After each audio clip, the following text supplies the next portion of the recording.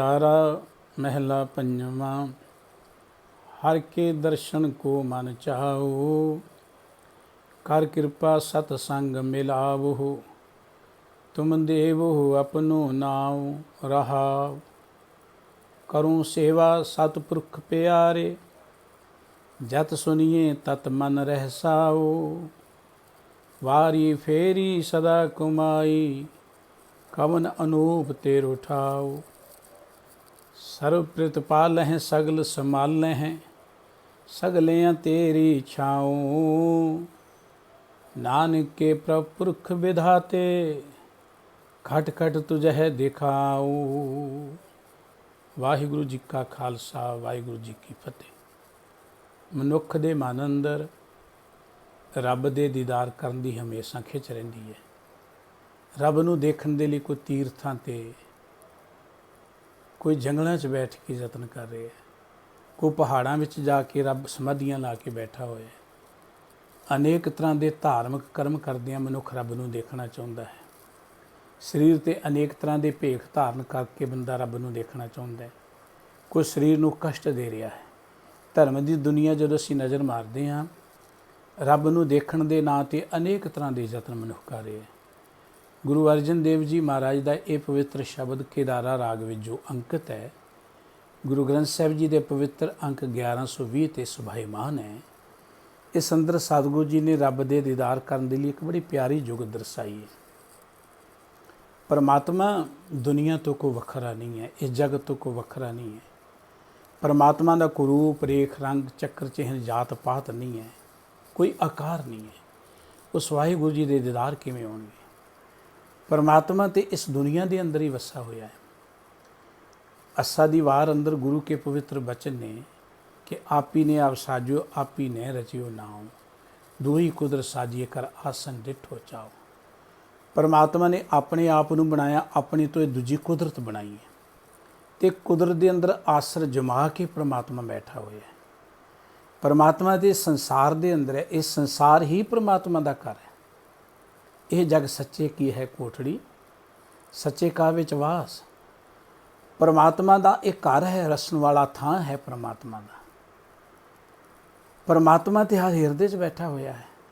घट घट में हर जू बसै, संतन क्यों पुकार। रबी प्यारियां ने पुकार के गल कही है कि परमात्मा हर हिरदे च वसदा है, सारी थावां ते वसदा है। जिधर भी असीं देखदे हर बोल विच ही परमात्मा है। परमात्मा सर्व व्यापक है, जगत विच है, साडे अंदर है। सब में जोत जोत है सोए, तिस दे चानण सब में चानण होए। उस परमात्मा दे दर्शन करन दे लई साडे अंदर कोई सुरत दा पद्धर होना चाहिए, साडे अंदर सोझी होनी चाहिए है। वो सोझी जां वो सुरत दा पद्धर जिहड़ा वो किवें बनेगा, उस दी जुगत सतगुरु श्री गुरु अर्जन देव जी ने इस मुखवाक दे राहीं दरड़ाई है। केदारा राग दे इस पवित्र शब्द के आरंभ अंदर सतगुरु जी कह रहे हैं, हर के दर्शन को मन चाओ। भई उस हरि दे दर्शन करने के लिए मेरे मन च चाओ है। पहली गल, जिन्ना चिर मन च चाओ ना होए उन्ना चिर दर्शन हो ही नहीं सकते। किसी भी चीज़ को असीं प्राप्त करना, साडे मन च चाओ हुंदा है उसनूं प्राप्त करने लिए। जिस लिए चाओ होए उहदे लई फिर असीं यतन भी करते हैं, अनेक तरह की तैयारी भी करते हैं। हुण परमात्मा के दर्शनां लई मन च चाओ दा अर्थ है मन च प्यार होए। प्यार तो बिना परमात्मा के दीदार नहीं हो सकते। भावें असीं अनेकां लिबास पाई जाइए, अनेकां यतन करी जाइए, शरीर नूं कष्ट दई जाइए। कलगीधर पातशाह जी के बड़े प्यारे वचन रोज़ पढ़ते, कहाँ प्यो जदों लोचन मूंद के बैठ रहो, बक ध्यान लगायो। नहाद फिरियो लिए सात समुद्रों लोग गयो, पर लोक गवायो। बास कियो बखियान सो बैठ के, ऐसे ही ऐसे सो बैस बितायो। साच कहूँ सुन लेहो सबे, जिन प्रेम कियो तिन ही प्रभ पायो। जिन्ना चिर अंदर प्यार नहीं है, चाओ नहीं है, उन्ना चिर रब दे दीदार नहीं होणगे। हुण ये चाओ साडे अंदर किवें पैदा होए? क्योंकि चाओ जिहड़ा है कोई समाधियां ला के प्राप्त नहीं होंदा। ये चाओ किसी दुनियावी दुकान तो नहीं मिलता। ये चाओ पैदा करने के लिए अंदर की एक अवस्था बनती है। वो अवस्था किवें बनेगी? उहदे लई बेनती कीती, कर कृपा सतसंग मिलावो, तुम देवो अपना नाम। वाहिगुरु जी मैनू कृपा करके सतसंगत नाल मिला दिओ। ਭਗਤ ਰਵਿਦਾਸ ਜੀ ਦੇ ਅੰਮ੍ਰਿਤ ਬਾਣੀ ਵਿੱਚ ਬਚਨ ਅੰਕਿਤ ਨੇ ਗੁਰੂ ਗ੍ਰੰਥ ਸਾਹਿਬ ਜੀ ਅੰਦਰ। ਸਾਧ ਸੰਗਤ ਬਿਨ ਭਾਉ ਨਹੀਂ ਉਪਜੇ, ਭਾਵ ਬਿਨ ਭਗਤ ਨਾ ਹੋਏ ਤੇਰੀ। ਸਾਧ ਸੰਗਤ ਤੋਂ ਬਿਨਾਂ ਸਾਡੇ ਅੰਦਰ ਪ੍ਰਮਾਤਮਾ ਦੇ ਲਈ ਪਿਆਰ ਪੈਦਾ ਹੋ ਹੀ ਨਹੀਂ ਸਕਦਾ। ਜਿੰਨੇ ਵੀ ਅਸੀਂ ਯਤਨ ਕਰਾਂਗੇ ਸਾਧ ਸੰਗਤ ਤੋਂ ਵੱਖਰਿਆਂ ਹੋ ਕੇ, ਉਹ ਸਾਡੇ ਅੰਦਰ ਅਹੰਕਾਰ ਪੈਦਾ ਕਰਨਗੇ। ਗੁਰੂ ਅਰਜਨ ਦੇਵ ਜੀ ਨੇ ਬੜੇ ਪਿਆਰੇ ਬਚਨੇ ਕਹੇ ਸੀ, ਪਾਠ ਪੜ੍ਹਿਓ ਔਰ ਵੇਦ ਵਿਚਾਰਿਓ, ਨਿਵਲ ਭਿਅੰਗਮ ਸਾਧੇ, ਪੰਜਨਾ ਸਿਓ ਸੰਗ ਨਾ ਛੁਟਕਿਓ, ਅਦਕ ਅਹੰਗ ਬੁੱਧ ਬਾਧੇ। ਪਿਆਰੇ ਇਨ ਬਿਦ ਮਿਲ ਨਾ ਜਾਈ। ਜਿੰਨੀਆਂ ਮਰਜ਼ੀ ਵਿਧੀਆਂ ਅਸੀਂ ਵਰਤ ਲਈਏ, ਕੋਈ ਹੱਥਾਂ 'ਤੇ ਰੋਟੀ ਖਾਂਦਾ ਹੈ, ਕੋਈ ਕਹਿੰਦਾ ਖਾਸ ਤਰ੍ਹਾਂ ਦੇ ਬਰਤਨਾਂ 'ਤੇ ਰੋਟੀ ਖਾਣੀ ਹੈ, ਕੋਈ ਕਹਿੰਦਾ ਲੋਹੇ ਦੇ ਬਰਤਨਾਂ 'ਤੇ ਰੋਟੀ ਖਾਣੀ ਹੈ, ਕੋਈ ਕੱਖਾਂ 'ਤੇ ਪੱਤਿਆਂ 'ਤੇ ਰੋਟੀ ਖਾਂਦਾ ਹੈ, ਕੋਈ ਖਾਸ ਚਿੱਟੇ ਰੰਗ ਦੇ ਵਸਤਰ ਪਾਉਂਦਾ ਹੈ, ਕੋਈ ਕਾਲੇ ਰੰਗ ਦੇ, ਕੋਈ ਪਾਉਂਦਾ ਹੀ ਨਹੀਂ ਹੈ। ਧਰਮ ਦੇ ਨਾਂ 'ਤੇ ਆਪਾਂ ਹੈਰਾਨ ਹਾਂ। ਕੋਈ ਖਾਸ ਰੰਗਾਂ ਦੇ ਪਾਉਂਦਾ, ਕੋਈ ਨਾ ਪਾਉਣ ਚਾਹੁੰਦਾ ਕਿ ਰੱਬ ਮਿਲ ਜਾਏਗਾ।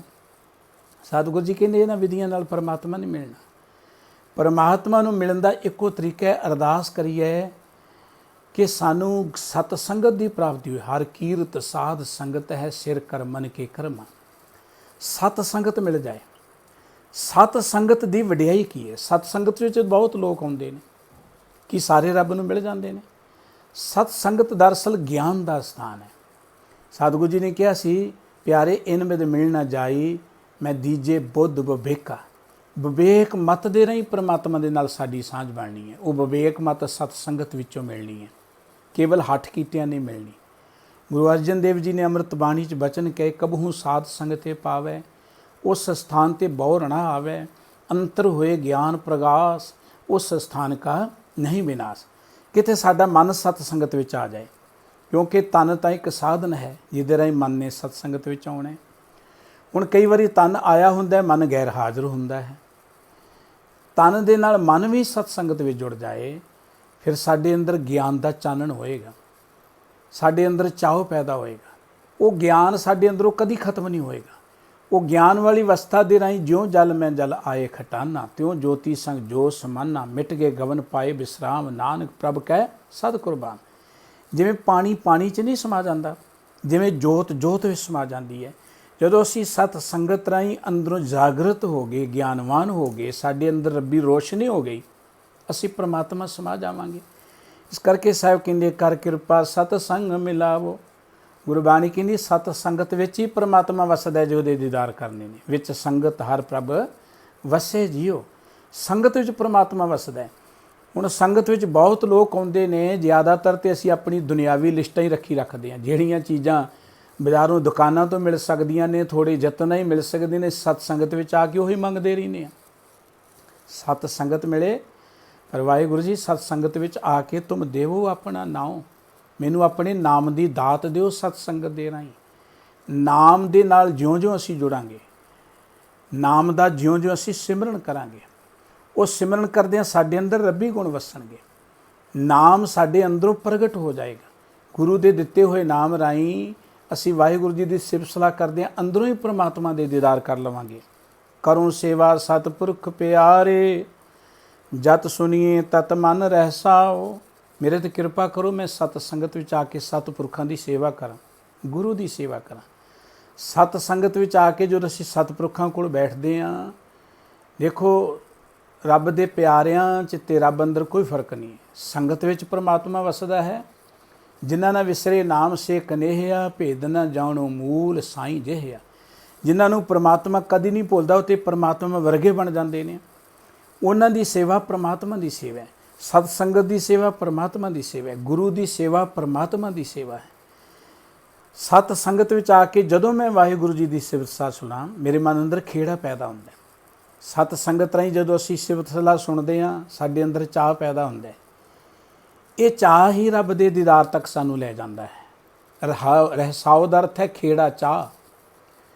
ਸਤ ਸੰਗਤ ਰਾਹੀਂ ਸਾਡੇ ਅੰਦਰ ਸੇਵਾ ਕਰਨ ਦਾ ਚਾਹ ਪੈਦਾ ਹੁੰਦਾ ਹੈ। ਮਨੁੱਖਤਾ ਦੀ ਸੇਵਾ ਕਰਨ ਦਾ, ਦੁਖੀਆਂ ਦੀ ਸੇਵਾ ਕਰਨ ਦਾ ਚਾਅ ਪੈਦਾ ਹੁੰਦਾ ਹੈ। ਇਹ ਚਾਹ ਹੀ ਰੱਬ ਕੇ ਦੀਦਾਰ ਦੀ ਪਹਿਲੀ ਸ਼ਰਤ ਹੈ। ਸਤ ਸੰਗਤ ਦੇ ਰਾਹੀਂ ਸਾਡੇ ਅੰਦਰ ਸਵੈਮਾਨ ਪੈਦਾ ਹੁੰਦਾ ਹੈ। ਇਹ ਸਵੈਮਾਨ ਹੀ ਪਹਿਲੀ ਗੱਲ ਰੱਬ ਦੇ ਦੀਦਾਰ ਦੀ ਸ਼ਰਤ ਹੈ। ਸਤ ਸੰਗਤ ਦੇ ਰਾਹੀਂ ਮਨੁੱਖ ਆਪਣੀ ਜ਼ਿੰਦਗੀ ਅੰਦਰ ਔਗੁਣਾਂ ਤੋਂ ਮੁਕਤ ਹੁੰਦਾ ਹੈ, ਗੁਣਾਂ ਦਾ ਧਾਰਨੀ ਬਣਦਾ ਹੈ। ਇਹ ਗੁਣ ਹੀ ਸਾਨੂੰ ਰੱਬ ਦੇ ਦੀਦਾਰ ਵੱਲ ਲੈ ਜਾਂਦੇ ਨੇ। ਇਸ ਕਰਕੇ ਜਤ ਸੁਣੀਏ ਤਤ ਮੈਂ ਮਨ ਰਹਿਸਾਓ, ਜਦੋਂ ਮੈਂ ਸਿਫਤ ਸਲਾਹ ਸੁਣਾ, ਸਤ ਸੰਗਤ ਦੇ ਰਾਹੀਂ ਜਦੋਂ ਅਸੀਂ ਪਰਮਾਤਮਾ ਦੇ ਪਿਆਰ ਜੁੜਦੇ ਹਾਂ, ਜਿੱਥੋਂ ਵੀ ਦੇਖਦੇ ਸਾਨੂੰ ਰੱਬ ਦੀ ਸਿਫਤ ਸਲਾਹ ਹੀ ਸੁਣਦੀ ਹੈ। ਇਹ ਮਿਰਗ, ਮੀਨ, ਪੰਖੇਰੂ ਜੋ ਬੋਲਦੇ ਨੇ, ਇਹ ਰੱਬ ਦਾ ਬੋਲਦੇ ਹੋਏ ਸੁਣਦੇ ਸਾਨੂੰ ਨਜ਼ਰ ਆਉਂਦੇ ਨੇ। ਇਸ ਕਰਕੇ ਇਹ ਰੱਬ ਦੇ ਦੀਦਾਰ ਦੀ ਸ਼ਰਤ ਹੈ ਕਿ ਸਤ ਸੰਗਤ ਰਾਹੀਂ ਅਸੀਂ ਰੱਬ ਦੀ ਸਿਫਤ ਸਲਾਹ ਸੁਣੀਏ। ਸਤ ਸੰਗਤ ਰਾਹੀਂ ਜਦੋਂ ਅਸੀਂ ਰੱਬ ਦੀ ਸਿਫਤ ਸਲਾਹ ਕਰਦੇ ਹਾਂ, ਸਾਡੇ ਅੰਦਰੋਂ ਔਗੁਣ ਮਿਟਦੇ ਨੇ, ਸਾਡੇ ਅੰਦਰੋਂ ਅਗਿਆਨਤਾ ਮਿਟਦੀ ਹੈ। ਫਿਰ ਸਾਨੂੰ ਆਪਣੇ ਅੰਦਰ ਦੀ ਆਵਾਜ਼ ਸੁਣਨ ਦੀ ਜਾਚ ਆਉਂਦੀ ਹੈ, ਆਪਣੀ ਜ਼ਮੀਰ ਦੀ ਆਵਾਜ਼ ਸੁਣਨ ਦੀ ਜਾਚ ਆਉਂਦੀ ਹੈ। ਇਹ ਜ਼ਮੀਰ ਦੀ ਆਵਾਜ਼ ਸੁਣਨਾ ਹੀ ਰੱਬ ਦੇ ਦੀਦਾਰ ਕਰਨ ਦੀ ਪਹਿਲੀ ਸ਼ਰਤ ਹੈ। ਜ਼ਿਆਦਾਤਰ ਅਸੀਂ ਆਪਣੀ ਅੰਦਰ ਦੀ ਆਵਾਜ਼ ਨੂੰ ਅਣਸੁਣਿਆ ਕਰਕੇ ਸੋਚਦੇ ਕੇਵਲ ਭਾਂਡੇ ਮਾਂਜੇ ਹੀ ਸਾਡੀ ਗੱਲ ਬਣ ਜਾਏਗੀ, ਝੂਠ ਬੋਲੀ ਜਾਓ, ਜਾਂ ਕੇਵਲ ਬਾਹਰਲੇ ਧਾਰਮਿਕ ਕਰਮ ਕੀਤੇ ਰਾਹ ਮਿਲ ਜਾਏਗਾ, ਹੋਰ ਭਾਵੇਂ ਜੋ ਮਰਜ਼ੀ ਕਰੀ ਜਾਓ। ਉਹ ਅੰਦਰ ਦੀ ਆਵਾਜ਼ ਸਾਨੂੰ ਬੁਰਾਈਆਂ ਤੋਂ ਰੋਕਦੀ ਹੈ। ਉਹ ਅੰਦਰ ਦੀ ਆਵਾਜ਼ ਸਾਡੇ ਅੰਦਰ ਪਰਮਾਤਮਾ ਵੱਲ ਵਧਣ ਦੇ ਲਈ ਚਾਹ ਪੈਦਾ ਕਰਦੀ ਹੈ। ਜਦੋਂ ਮੈਂ ਸੁਣਦਾ ਸਾਡੇ ਅੰਦਰ ਉਹ ਚਾਹ ਪੈਦਾ ਹੁੰਦਾ ਹੈ, ਵਾਰੀ ਫੇਰੀ ਸਦਾ ਘੁਮਾਈ, ਕਮਨ ਅਨੂਪ ਤੇਰੋ ਠਾਓ। ਹੇ ਵਾਹਿਗੁਰੂ ਜੀ, ਸਤ ਸੰਗਤ ਰਾਹੀਂ ਆ ਕੇ ਗਿਆਨ ਮਿਲਿਆ ਕਿ ਤੁਸੀਂ ਸਰਵ ਵਿਆਪਕ ਹੋ, ਤੁਹਾਡਾ ਕਿੰਨਾ ਸੋਹਣਾ ਥਾਂ ਹੈ ਵਸਣ ਵਾਲਾ। ਅਨੂਪ ਮੈਂ ਨਾ ਜਿਹਦੀ ਉਪਮਾ ਹੀ ਨਾ ਕੀਤੀ ਜਾ ਸਕੇ। ਇਹ ਵਾਹਿਗੁਰੂ ਜੀ ਕਿੰਨਾ ਸੁੰਦਰ ਥਾਂ ਹੈ ਤੁਹਾਡਾ ਇਹ ਵਸਣ ਵਾਲਾ। ਇਹ ਜਗਤ ਪਰਮਾਤਮਾ ਦਾ ਘਰ ਹੈ। ਇਹ ਵੀ ਸੰਸਾਰ ਤੁਮ ਦੇਖਦੇ ਹਰ ਕਾ ਰੂਪ ਹੈ। ਸਤਿਗੁਰੂ ਜੀ ਨੇ ਅੱਖਾਂ ਨੂੰ ਕਿਹਾ ਕਿ ਜਿਹੜਾ ਵਿਸ਼ਵ ਦੇਖਦੇ ਨਾ, ਸੰਸਾਰ ਇਹ ਰੱਬ ਦਾ ਰੂਪ ਹੈ। ਕਿੰਨਾ ਸੋਹਣਾ ਥਾਂ। ਫਰੀਦਾ ਭੂਮ ਰੰਗਾਵਲੀ, ਰੱਬ ਨੇ ਇਹ ਰੰਗਾਵਲੀ ਭੂਮੀ ਬਣਾਈ ਹੋਈ ਹੈ। ਇਹ ਸੋਹਣਾ ਬਾਗ ਬਣਾਇਆ ਹੋਇਆ ਹੈ, ਹਰ ਕਾ ਬਾਗਰਾ ਹੈ ਇਹ ਸੰਸਾਰ। ਸਤ ਸੰਗਤ ਰਾਹੀਂ ਸਾਨੂੰ ਪਤਾ ਲੱਗਦਾ ਹੈ ਪਰਮਾਤਮਾ ਸਰਵ ਵਿਆਪਕ ਹੈ, ਕਿੰਨਾ ਅਨੂਪ ਥਾਂ ਹੈ। ਇਹ ਮਨੁੱਖ ਦੀ ਅਗਿਆਨਤਾ ਹੈ ਕਿ ਮਨੁੱਖ ਨੂੰ ਇਹ ਦੁਨੀਆ ਚੰਗੀ ਨਹੀਂ ਲੱਗਦੀ, ਕਿਉਂਕਿ ਮਨੁੱਖ ਦੇ ਅੰਦਰ ਅਗਿਆਨਤਾ ਕਰਕੇ ਮੋਹ ਮਾਇਆ ਦੀ ਖਿੱਚ ਹੈ, ਅੰਦਰ ਔਗਣਾਂ ਨਾਲ ਜੁੜਿਆ ਹੋਇਆ ਹੈ। ਮਨੁੱਖ ਅੰਦਰੋਂ ਆਪ ਹੀ ਸੋਹਣਾ ਨਹੀਂ, ਇਹਨੂੰ ਦੁਨੀਆ ਕਿੱਥੇ ਸੋਹਣੀ ਲੱਗੇ। ਜਿਉਂ-ਜਿਉਂ ਅਸੀਂ ਸਤ ਸੰਗਤ ਰਾਹੀਂ ਪਰਮਾਤਮਾ ਦੀ ਸਿਫਤ ਸਲਾਹ ਕਰਾਂਗੇ, ਅੰਦਰੋਂ ਸੋਹਣੇ ਬਣਦੇ ਜਾਵਾਂਗੇ, ਅੰਦਰੋਂ ਬਾਹਰੋਂ ਵਾਹਿਗੁਰੂ ਜੀ ਦੇ ਦੀਦਾਰ ਹੋਣਗੇ। ਫਿਰ ਵਾਰੀ ਫੇਰੀ ਸਦਾ ਘੁਮਾਈ, ਸਾਰੇ ਥਾਵਾਂ 'ਤੇ ਅਸੀਂ ਪਰਮਾਤਮਾ ਨੂੰ ਦੇਖਦਿਆਂ ਹੋਇਆਂ ਪਰਮਾਤਮਾ ਤੋਂ ਕੁਰਬਾਨ ਜਾਵਾਂਗੇ। ਬਲਿਹਾਰੀ ਕੁਦਰਤ ਵਸਿਆ, ਤੇਰਾ ਅੰਤ ਨਾ ਜਾਈ ਲਖਿਆ। ਕੁਦਰਤ ਦੇ ਵਿੱਚੋਂ ਰੱਬ ਨੂੰ ਦੇਖਦਿਆਂ ਅਸੀਂ ਕੁਰਬਾਨ ਜਾਵਾਂਗੇ। ਫਿਰ ਕੁਦਰਤ ਦਾ ਅਸੀਂ ਤਬਾਹੀ ਨਹੀਂ ਕਰਾਂਗੇ, ਪ੍ਰਕਿਰਤੀ ਨੂੰ ਤਬਾਹ ਨਹੀਂ ਕਰਾਂਗੇ, ਅਸੀਂ ਕੁਰਬਾਨ ਜਾਵਾਂਗੇ, ਇਹਦੀ ਸੰਭਾਲ ਕਰਾਂਗੇ। ਫਿਰ ਸਾਨੂੰ ਆਪਣੀ ਮਾਂ ਵਿੱਚੋਂ ਵੀ ਪਰਮਾਤਮਾ ਨਜ਼ਰ ਆਏਗਾ, ਮਾਂ ਤੋਂ ਕੁਰਬਾਨ ਜਾਵਾਂਗੇ। ਸਾਨੂੰ ਪਤਾ ਲੱਗੇਗਾ ਸਾਡੇ ਸੱਜਣਾ ਮਿੱਤਰਾਂ 'ਚ ਪਰਮਾਤਮਾ ਵਸਦਾ, ਉਹਨਾਂ ਤੋਂ ਕੁਰਬਾਨ ਜਾਵਾਂਗੇ, ਮਨੁੱਖਤਾ ਤੋਂ ਕੁਰਬਾਨ ਜਾਵਾਂਗੇ। ਸਾਰੇ ਥਾਵਾਂ 'ਤੇ ਪਰਮਾਤਮਾ ਵਸਦਾ ਹੈ। ਫਿਰ ਅੰਦਰ ਇੱਕ ਯਕੀਨ ਬਜੇਗਾ, ਸਰਵ ਪ੍ਰਤਪਾਲੇ ਸਗਲ ਸੰਭਾਲ ਲਹਿ, ਸਗਲਿਆਂ ਤੇਰੀ ਛਾਉ, ਕਿ ਵਾਹਿਗੁਰੂ ਸਾਰਿਆਂ ਦੀ ਪ੍ਰਤਪਾਲਣਾ ਤੁਸੀਂ ਕਰਦੇ ਹੋ, ਸਾਰਿਆਂ ਦੀ ਸੰਭਾਲ ਤੁਸੀਂ ਕਰਦੇ ਹੋ, ਸਾਰਿਆਂ ਦੀ ਰੱਖਿਆ ਤੁਸੀਂ ਕਰਦੇ। ਛਾਉ ਦਾ ਅਰਥ ਹੁੰਦਾ ਹੈ ਛਾਂ, ਹੱਥ ਰੱਖਣਾ ਸਿਰ ਦੇ ਉੱਪਰ। ਸਾਰਿਆਂ ਦੇ ਸਿਰ 'ਤੇ ਮਿਹਰ ਭਰਿਆ ਹੱਥ ਤੁਹਾਡਾ ਹੀ ਹੈ। ਸਾਰਿਆਂ ਦੀ ਸੰਭਾਲ ਤੁਸੀਂ ਕਰਦੇ ਹੋ, ਸਾਰਿਆਂ ਦੀ ਪ੍ਰਤਪਾਲਣਾ ਤੁਸੀਂ ਕਰਦੇ ਹੋ, ਸਾਰਿਆਂ ਦੀ ਰੱਖਿਆ ਤੁਸੀਂ ਕਰਦੇ ਹੋ। ਇਹ ਯਕੀਨ ਮਨੁੱਖ ਦੇ ਅੰਦਰ ਪੈਦਾ ਹੁੰਦਾ, ਸੋਝੀ ਪੈਦਾ ਹੁੰਦੀ ਹੈ। ਜਿੰਨਾ ਚਿਰ ਮਨੁੱਖ ਦੇ ਮਨ 'ਚ ਪਰਮਾਤਮਾ ਦਾ ਗਿਆਨ ਨਹੀਂ ਹੈ, ਉਹਨਾਂ ਚਿਰ ਪਰਮਾਤਮਾ ਲਈ ਵਿਸ਼ਵਾਸ ਨਹੀਂ ਪੈਦਾ ਹੋਏਗਾ। ਜਿੰਨਾ ਚਿਰ ਵਿਸ਼ਵਾਸ ਨਹੀਂ ਹੈ, ਉਹਨਾਂ 'ਚੋਂ ਰੱਬ ਦੇ ਦੀਦਾਰ ਕਰ ਹੀ ਨਹੀਂ ਸਕਦਾ। ਉਹ ਗਿਆਨ ਸਤ ਸੰਗਤ ਵਿੱਚੋਂ ਮਿਲਣਾ। ਗਿਆਨ ਦੇ ਰਾਹੀਂ ਜਿਉਂ-ਜਿਉਂ ਅਸੀਂ ਵਾਹਿਗੁਰੂ ਜੀ ਦੀ ਸਿਫਤ ਸਲਾਹ ਕਰਾਂਗੇ, ਤਿਉਂ-ਤਿਉਂ ਸਾਡੇ ਅੰਦਰ ਪੂਰਨ ਭਰੋਸਾ ਬਜੇਗਾ, ਵਿਸ਼ਵਾਸ ਬਜੇਗਾ।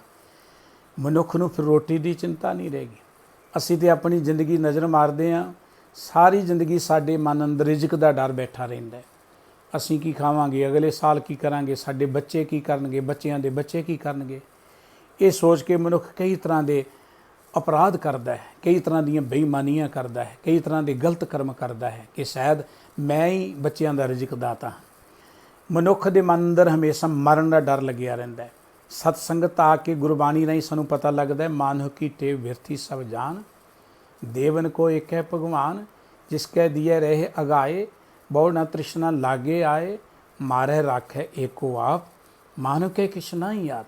ਸਤ ਸੰਗਤ ਵਿੱਚ ਆ ਕੇ ਸਾਨੂੰ ਪਤਾ ਲੱਗਦਾ ਹੈ ਗੁਰਬਾਣੀ ਰਾਹੀਂ, ਜਨਰੀ ਕੇਰੇ ਉਦਰ ਉਦਕ ਮੈਂ ਪਿੰਡ ਕੀਆ 10 ਦੁਆਰਾ, ਦੇ ਆਹਾਰ ਅਗਨ ਮੈਂ ਰਾਖੇ ਐਸਾ ਖਸਮ ਮਾਰਾ। ਸਾਡਾ ਉਹ ਪਰਮਾਤਮਾ ਅਜਿਹਾ ਹੈ, ਉੱਥੇ ਮਾਤਾ ਕੇ ਉਦਰ ਵਿੱਚ, ਉੱਥੇ ਜਠ ਅਗਨੀ ਵਿੱਚ ਵੀ ਸਾਡੀ ਸੰਭਾਲ ਕਰਦਾ ਰਿਹਾ, ਉੱਥੇ ਵੀ ਸਾਨੂੰ ਰਿਜ਼ਕ ਦਿੰਦਾ ਰਿਹਾ, ਉੱਥੇ ਪੱਥਰਾਂ 'ਚ ਵੀ ਰਿਜ਼ਕ ਦੇ ਰਿਹਾ। ਫਿਰ ਪਤਾ ਲੱਗਦਾ ਕਿ ਸਰਬ ਪ੍ਰਤਪਾਲੇ ਸਗਲ ਸੰਭਾਲੇ, ਸਗਲਿਆਂ ਤੇਰੀ ਛਾਓ।